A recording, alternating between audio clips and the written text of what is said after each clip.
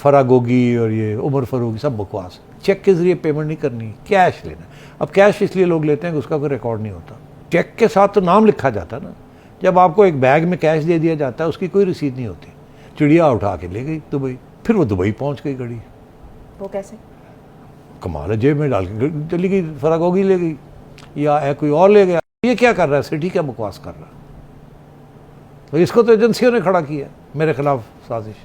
और मुझे पूछेंगे तो मैं सारी रसीदें दिखा दूंगा। अब खान साहब कहते हैं उन्होंने मार्केट में बेच दी। अब वेंडर्स हैं, बेचने वाले, ख़रीदने वाले, जिनका राब्ता है कैबिनेट के साथ, कैबिनेट की जो कमेटीज़ हैं, उनसे जो वैल्यू लगवानी हो वो लगवा ली जाती है। उसको कह दिया जाता है यार यदि 40 लाख तो उत्ते ना करी, 20 लाख तो उत्ते ना करी। फिर 3 कोटेशन ले लिए जाते हैं कि इधर से भी पूछा, इधर से भी पूछा, इधर से भी पूछा। हस्ब मामूल ये फ्रॉडुलेंट एक्टिविटी होती है। इसमें थोड़ा सच होता है, ज़्यादा वैल्यू कभी भी पूरी नहीं लगती। कि पहले तो इस घड़ी की कीमत बहुत ज़्यादा थी, उसकी कीमत कम लगाई गई, खान साहब के लिए कम लगाई गई। ठीक है। और सेठी साहब सुई धागा संभाल लें, चादर बुनते हैं। अभी हमें ये पूरी स्टोरी जाननी है कि ये असल में मामला है क्या। यार बात यह है कि ये बड़ा इंटरेस्टिंग डेवलपमेंट है। इसमें सब लोग सही कह रहे हैं, मगर कैसे मिलाया जाए? लगता है ऐसे है कि अब उल्टी बात कर रहे हैं, मगर एक्चुअली सारे सही कह रहे हैं। क्या चक्कर है? अच्छा, देखिए, सबसे पहले तो मैं आपको एक्सप्लेन करूं कि तोशाखाना का चक्कर क्या है। 1996 में 96 में मैं एक अबूरी कैबिनेट का मेंबर था और मेरे हवाले अकाउंटेबिलिटी थी। और मैंने पूरी तफ्तीश की थी कि तोशाखाना के अंदर होता क्या रहा है। 3 माह थे। मेरा जो एक्सपीरियंस है उस वक्त का कि मुझे बहुत सी इन्फॉर्मेशन मिली और बहुत सी इन्फॉर्मेशन नहीं दी गई, छुपाई गई मेरे से। और फिर मुझे घूम फिर के कहीं से निकलवानी पड़ी, मगर फिर भी पूरी नहीं मिली। तो क्या मैंने सीखा? मैंने ये पहली बात तो ये सीखी कि जब ये तोहफे मिलते हैं, जो महंगे तोहफे होते हैं, सारे तोहफे कानून के मुताबिक कैबिनेट सेक्रेटरी हेड होता है तोशाखाना का, वो तो डिपॉजिट करने पड़ते हैं कि जी ये मुझे फ़लाने ने दिया, ये फ़लाने ने दिया, फ़लाने, वो डिपॉजिट हो जाते हैं। अगर आपने उनमें से कोई तोहफ़ा अपने लिए रखना हो जो आपको मिला हो, तो आप अप्लाई करते हैं कि जी कैबिनेट सेक्रेटरी को बुलाते हैं और कहते हैं कि मियाँ साहब, मियाँ वो मैं ये घड़ी लेनी है मैंने। वो कहता है सर ओके, मैं इसकी इवैल्यूएशन करा लेता हूँ। कानून के मुताबिक अगर ये 100 रुपये इसकी वैल्यू निकलती है तो मैं 20 रुपये आपको देने पड़ेगा और आप ले लेंगे।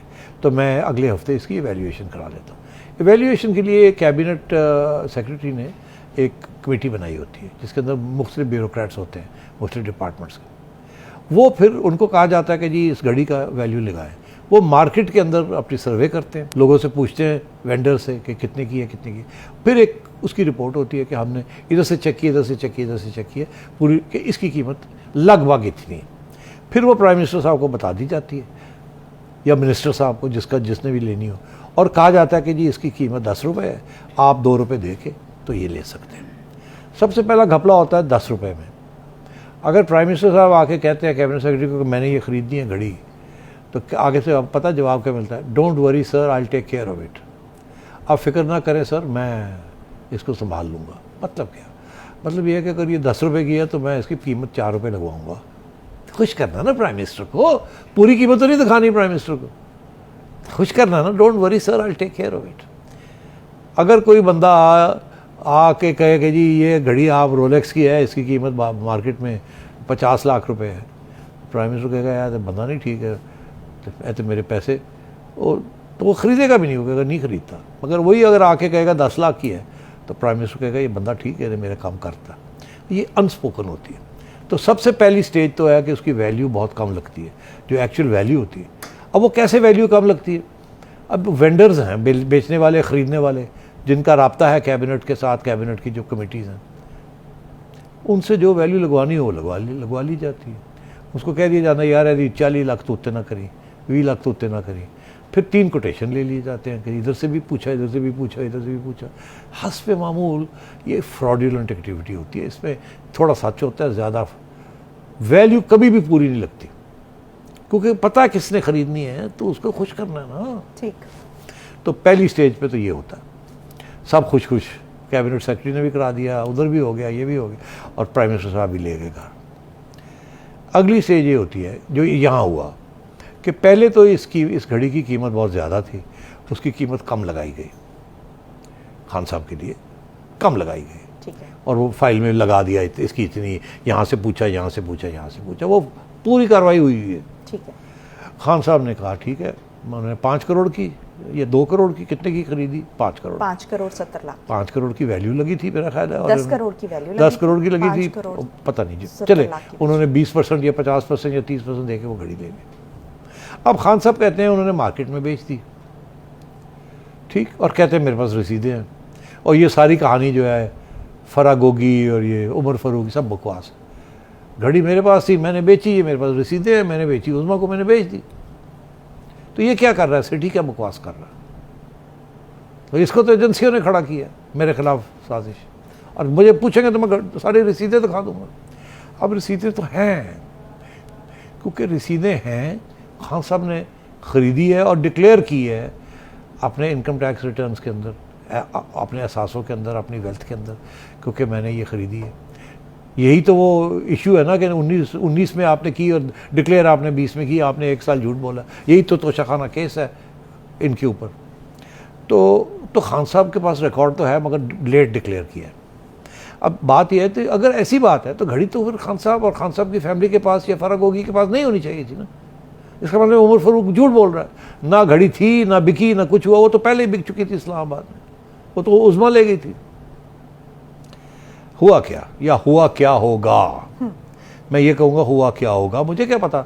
मगर अगर आपने एक्सप्लेनेशन ढूंढना है तो फिर एक्सप्लेनेशन यही हो सकता है, एक एक्सप्लेनेशन कि उज़मा को कहा गया, जुल्फ़ी बुखारी गया या नजम सेठी चला गया, खान साहब का दोस्त, उज़मा के पास, उज़मा ये घड़ी हम तुम्हें बेच रहे हैं, रसीदें चाहिए। मगर बेचना हमने कुछ नहीं, सिर्फ हम रसीदें लेनी तुमसे, तो ये रसीदें बना दो, तुम्हें 1-2 लाख रुपया दे देंगे, तुम शो करो कि तुमने ख़रीद ली। रसीदें ले ली, आपको 10 लाख रुपया दे दिया, ला जी थैंक यू वेरी मच। कागज़ के ऊपर घड़ी आपकी हो गई, मगर एक्चुअली घड़ी तो मेरे पास रह गई ना। फिर वो दुबई पहुंच गई घड़ी। वो कैसे?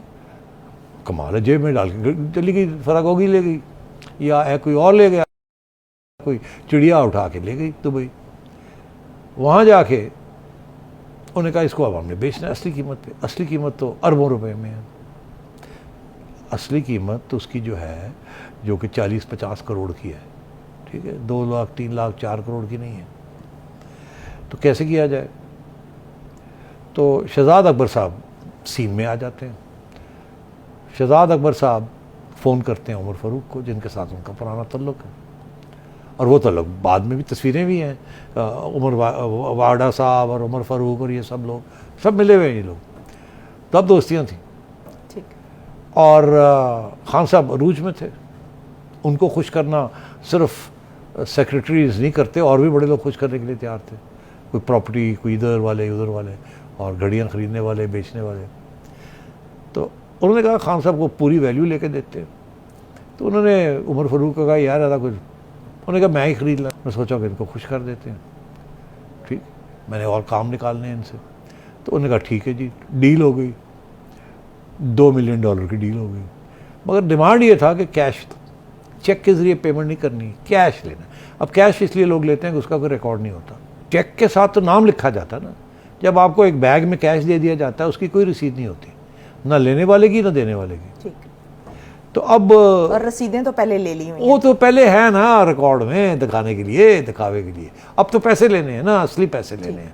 वो तो इनकम टैक्स के लिए, अगर वो ज़्यादा की बेचते, तो अगर वो वहाँ 20 करोड़ की बेच देते तो उसके ऊपर 5 करोड़ टैक्स देना पड़ जाता।